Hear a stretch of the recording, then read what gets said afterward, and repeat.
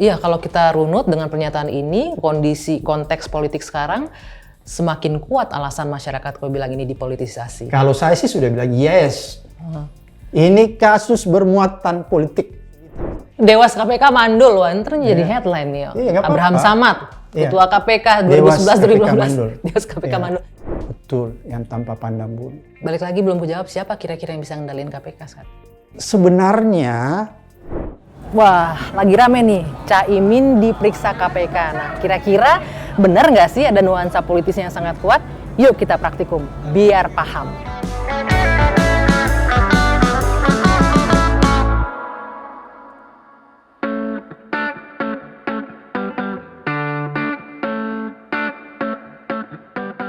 Oke guys, kali ini yang lagi rame emang pemanggilan Caimin oleh KPK. Padahal Caimin dan Anies Baswedan Sabtu 2 September lalu baru dideklarasikan jadi baca pres dan bacawa pres. Tapi kemudian pemanggilan oleh KPK ini menuai pro dan kontra. Banyak yang mengatakan KPK kok terkesan jadi alat politik, nuansa politiknya kental sekali dibanding untuk penegakan hukum.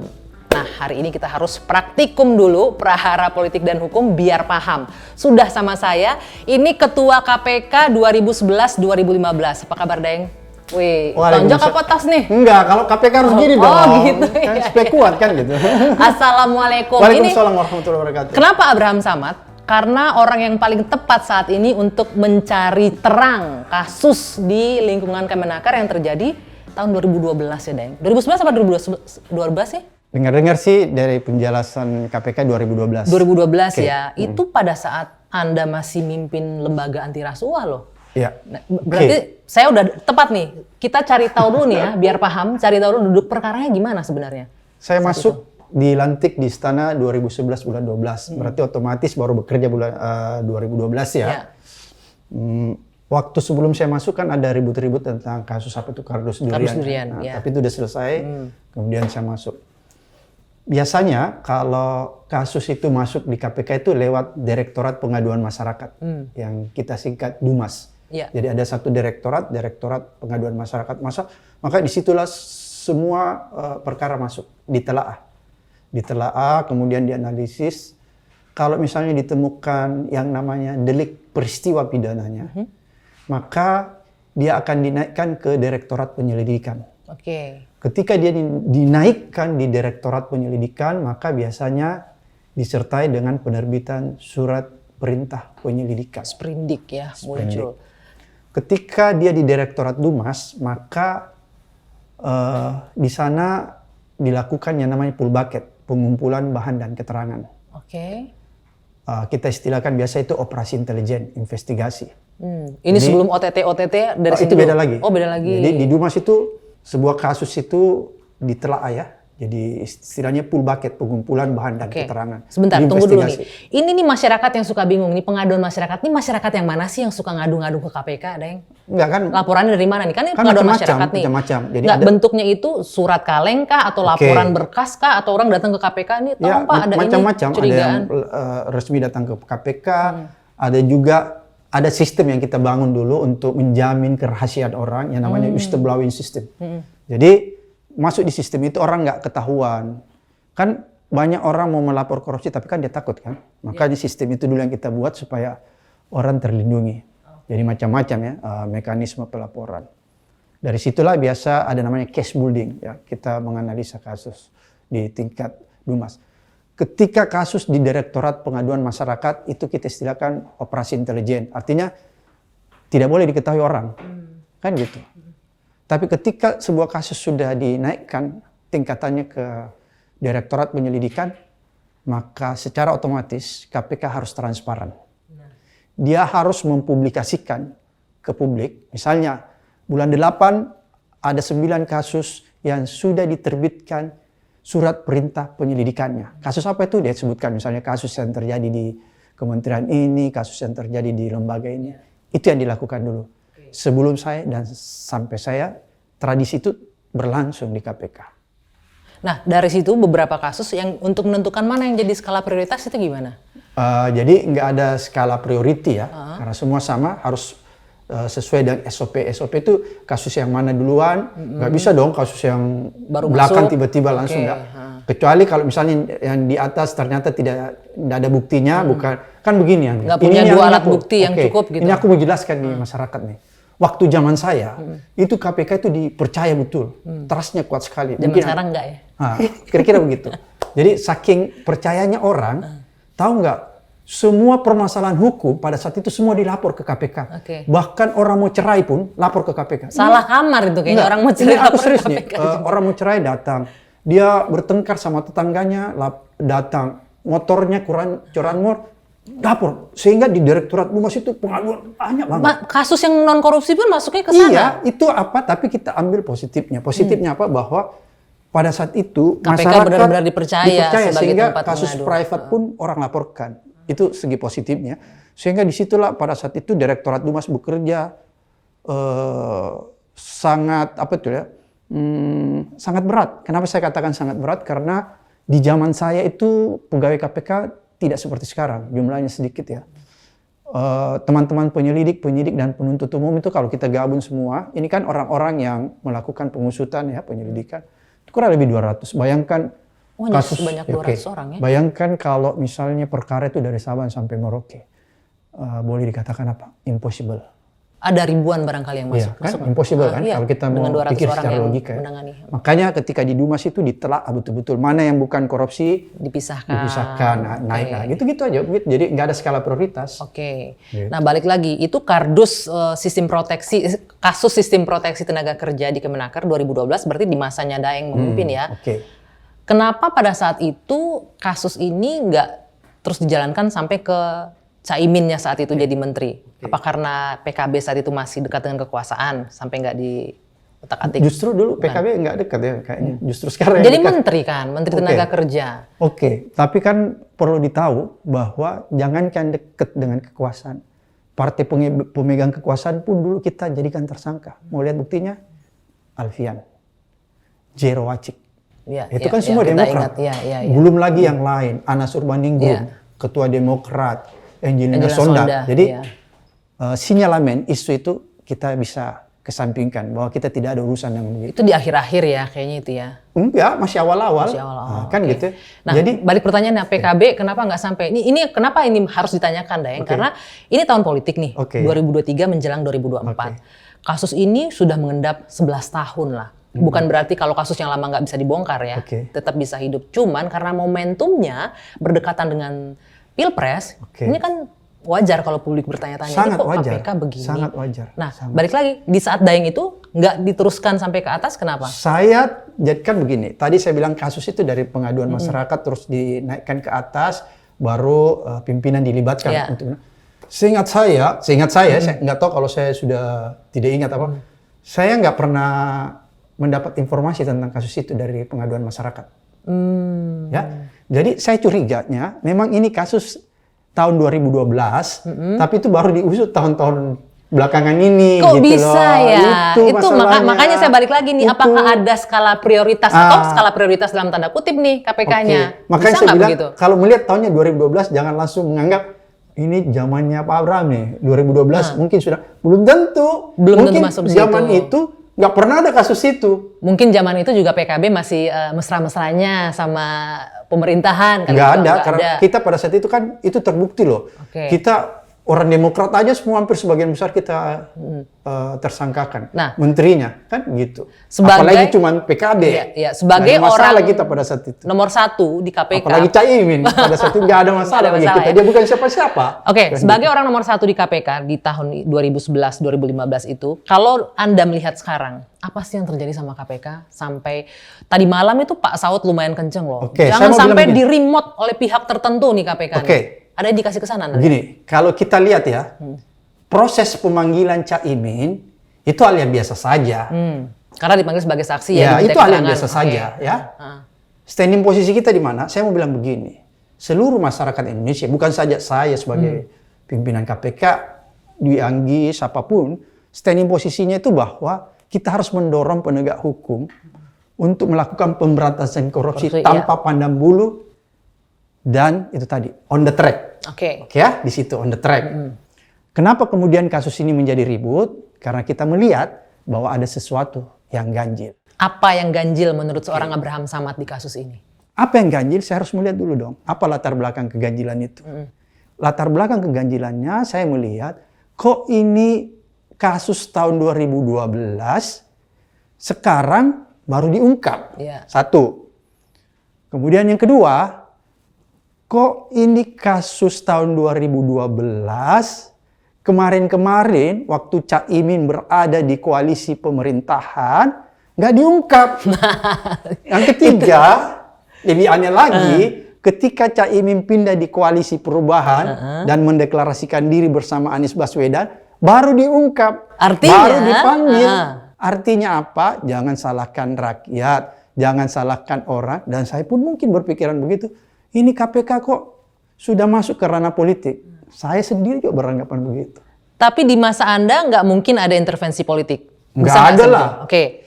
Ada nggak kans itu terjadi sekarang? KPK diinfiltrasi oleh politik? Kalau saya, pendapat saya dan pendapat masyarakat ya, saya coba indikatornya itu di media sosial ya. Saya melihat, ini kan orang bilang KPK merekayasa kasus Cak Imin ya. Atau boleh dikatakan kasus ini bukan kriminalisasi, saya nggak mau, saya lebih tepat kasus Cak Imin ini rekayasa. Oh, rekayasa beda juga kriminalisasi. berat juga tuh udah yang rekayasa. Ya, ini KPK-nya mengada-ngada berarti. Iya, kan maksud saya bukan mengada-ada. Timingnya itu yang menurut saya yang diada-adakan. Oke. Timingnya ya. Kalau kita bicara timeline ya, kita ingat Agustus tanggal 18 kalau nggak salah, itu pertama kali tuh KPK mulai membongkar masuk pemeriksaan di kantor Kementerian Tenaga Kerja ya. Itu diamankan barang bukti dan lain-lain. Tapi memang Agustus kan udah mendekati ke tahun politik. Jadi dari sana juga kuat indikasinya ini bahwa Anda bilang direkayasa. Begini Anggi, itu saya bisa baca begini. Kalau orang KPK saya bisa challenge dia kalau dia bilang bulan 8. Begini. Di zaman saya dan zaman sebelum-sebelumnya, ini kan KPK harus transparan ya. Pertanggungjawaban publik itu harus kuat supaya KPK dipercaya. Apa salah satu pertanggungjawaban publik? Transparan dalam mengungkap kasus.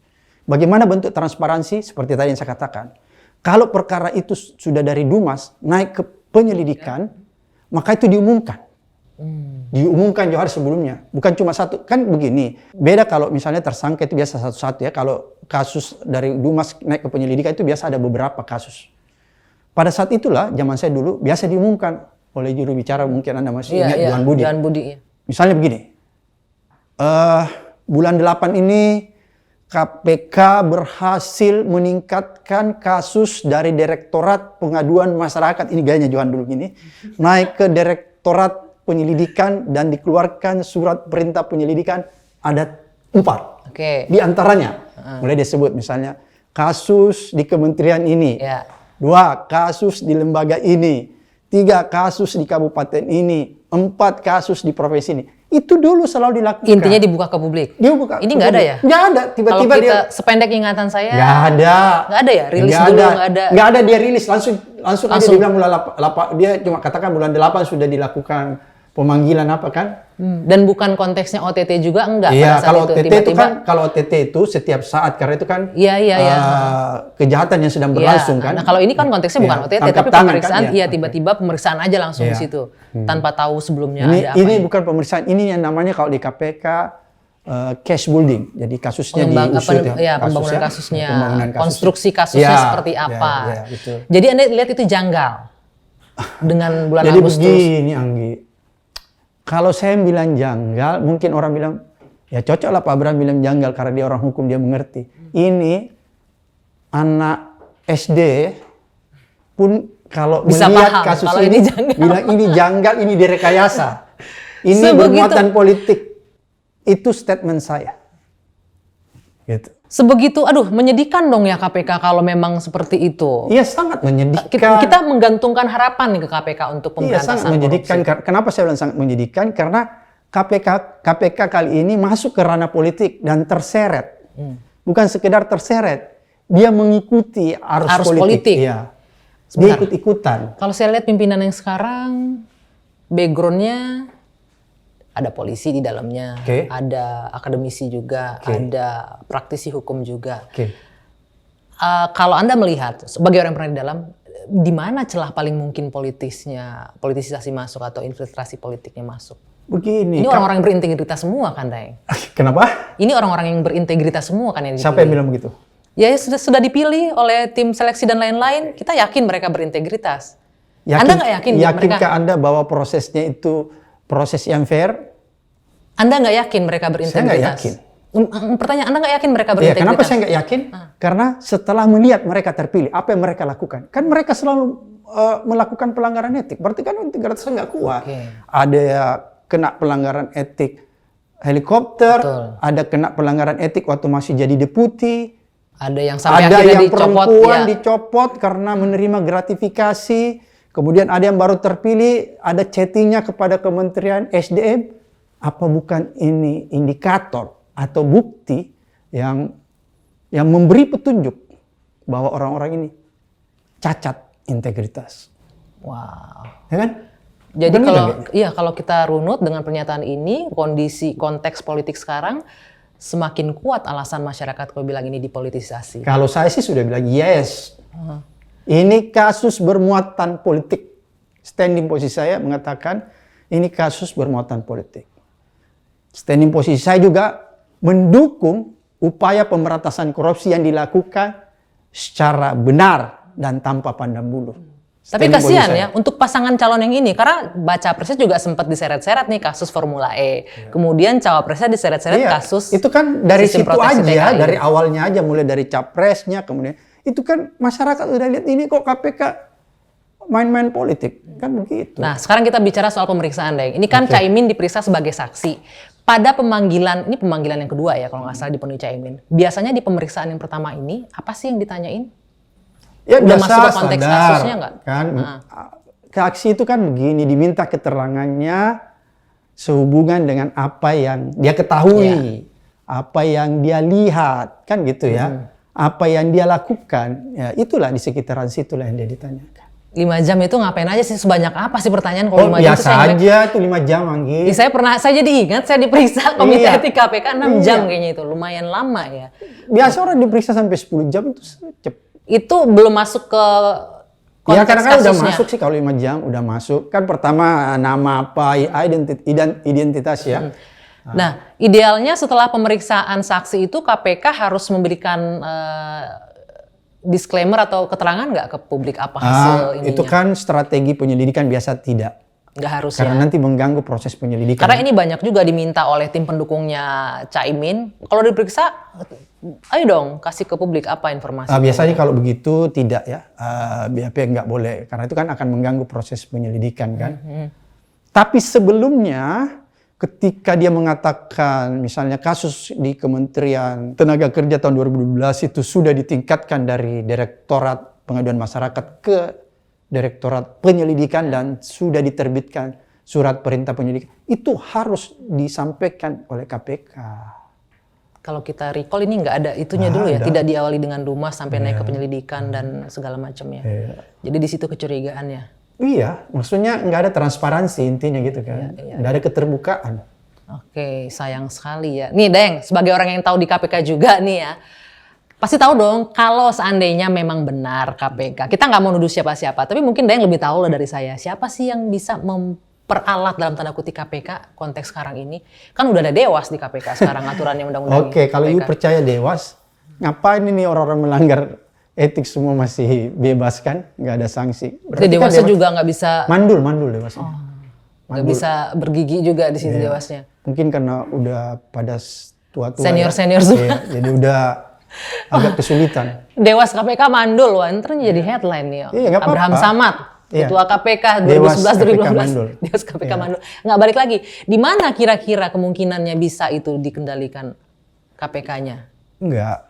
Jadi begini ya, menurut saya filosofinya bahwa aparat penegak hukum itu harus on the track ya. Dia harus menjalankan law enforcement betul-betul hanya berdasarkan hukum semata. Dia nggak boleh terpengaruh atau tidak boleh diintervensi oleh kepentingan lain selain kepentingan hukum. Oleh karena itu kepentingan politik harus diabaikan, dia harus kokoh, tegak lurus, hanya berdasarkan hukum semata. Itulah penegakan hukum yang betul law enforcement yang betul, yang tanpa pandang bulu. Balik lagi belum jawab siapa kira-kira yang bisa ngendalin KPK sekarang? Ya susah kita bilang siapa ya, tapi ada Kalau politik berarti orang partai politik? Begini. Atau tokoh politik? Memang KPK sekarang ini marwahnya sudah terjun. Ya. Marwah kelembagaannya itu sudah terjun bebas. Kemudian kedua, marwah pimpinannya juga terjun bebas. Ini ditandai dengan apa? Dengan merosotnya IPK kita. Oke? Kan itu indikatornya. Jadi kalau saya cuma ngomong bahwa marwahnya terjun bebas, nggak ada indikatornya kan namanya asbun. Tapi ini ada indikatornya. Ada buktinya apa? IPK. Oke? Jadi dia udah terjun bebas nih. Kenapa dia terjun bebas? Ada dua faktor. Pertama, ketika undang-undang KPK itu direvisi. Karena ketika undang-undang KPK itu direvisi, maka hasil revisi undang-undang KPK yang baru itu tidak lebih menguatkan. Melemahkan KPK Justru posisinya. banyak tupoksi, tugas pokok, fungsi KPK itu menjadi melemah.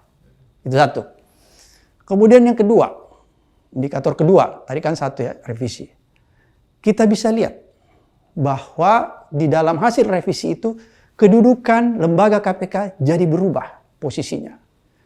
Dulu KPK itu disebutkan di dalam undang-undangnya adalah lembaga yang independen, mandiri, terbebas dari intervensi dari manapun ya. Bukan intervensi, terbebas dari struktural eksekutif, legislatif maupun yudikatif. Sekarang di dalam undang-undang baru itu jelas-jelas dinyatakan di dalam undang-undangnya bahwa KPK adalah lembaga penegakan hukum yang berada di bawah rumpun eksekutif. Jelaskan di eksekutif. Oleh karena itu pada saat itu seluruh pegawai KPK diwajibkan menjadi ASN. Jadi seluruh pegawai KPK pada saat itu yang tidak berstatus pegawai negeri dilakukan tes ulang. TWK, tes wawasan kebangsaan untuk bisa diangkat jadi ASN. Tersingkirlah orang-orang yang punya integritas, 57 orang. Oke ya. Itu berarti apa? Saya mau bilang begini, KPK sekarang memang bukan lagi lembaga independen. Dia lembaga berada di rumpun eksekutif. Nah ini bisa menjawab pertanyaan saya artinya kemungkinan tangan-tangan itu ada di tangan-tangan eksekutif yang mengendalikan KPK sekarang. Karena kan dia di bawah eksekutif. Tapi bisa juga tangan-tangan kekuatan politik dari luar. Tapi sebenarnya hal-hal itu pasti selalu mungkin bisa terjadi. Tapi itu akan tidak terjadi kalau pimpinan KPK-nya punya standar moral yang kuat, punya standar moral yang tinggi. Dalam bahasa halusnya, bahwa pimpinan KPK harus mempunyai integritas yang kuat. Itu nggak ada di sekarang. Nah terakhir Deng, ini ada 5 pimpinan KPK. Biasanya dalam memutuskan kasus itu, ini minta pendapat dari 5 orang pimpinan ini kan? Jadi pertimbangannya dari 5 orang ini. Jadi bisa nggak sih kalau kita bilang nih, Caimin jadi tersangka atau enggak, ini tergantung skor dari 5 pimpinan nih, skornya berapa nih kira-kira. Sekaligus aku mau cerahkan nih, mengedukasi masyarakat. Seluruh keputusan yang diambil oleh Komisi Pemberantasan Korupsi harus dilakukan dengan cara yang disebut kolektif kolegial. Apa itu kolektif kolegial? Kolektif kolegial adalah keputusan yang diambil secara bulat oleh pimpinan KPK dan dipertanggungjawabkan oleh seluruh pimpinan KPK, diambil oleh seluruh pimpinan KPK dan dipertanggungjawabkan oleh seluruh KPK menjadi satu keputusan yang utuh. Jadi nggak bisa kalau ada orang bilang saya nggak bertanggung jawab terhadap keputusan itu, karena itu sudah menjadi keputusan kolektif. Walaupun misalnya dia nggak sepakat nih kayaknya dari bukti-bukti ini nggak kuat nih Caimin jadi tersangka, hanya 3 orang pimpinan yang bilang ini kuat. Tapi ketika itu sudah keluar menjadi keputusan KPK, keputusan bersama lah itu. Menjadi keputusan bersama dan dipertanggungjawabkan secara bersama-sama. Itu satu. Kemudian yang kedua, saya mau jelasin.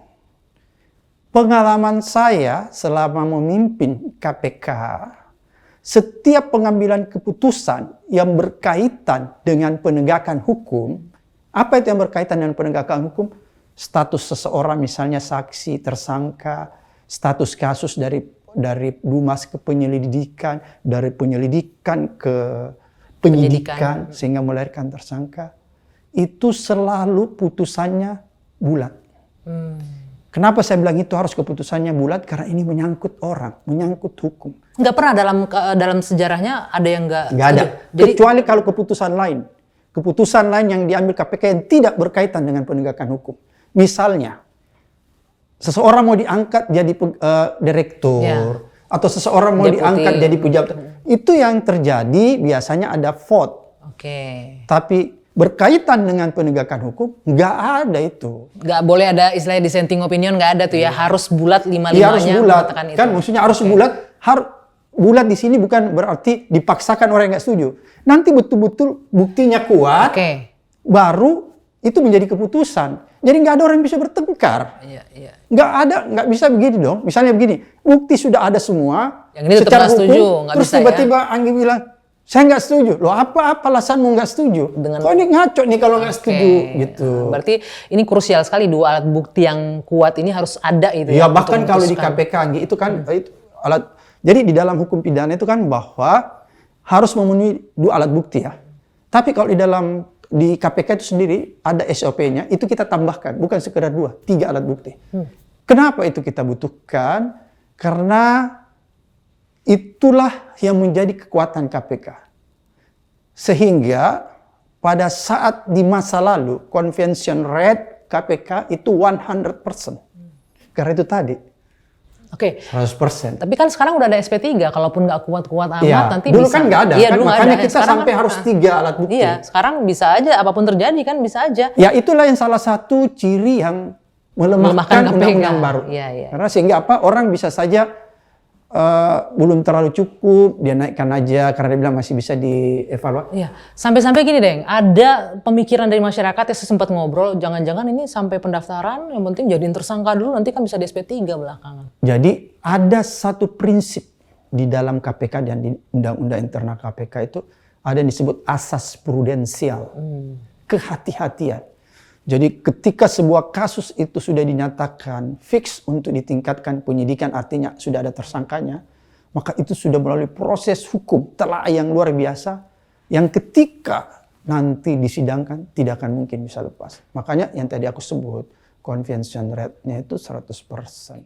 Oke, yang pasti kita berharap, masih boleh lah berharap kalau KPK yang sekarang masih punya marwah, walaupun ada yang tadi menyaksikan KPK sekarang masih Ya kita berintegritas. menyaksikan, tapi kita harus dorong terus dia, harus awasi supaya dia sadar.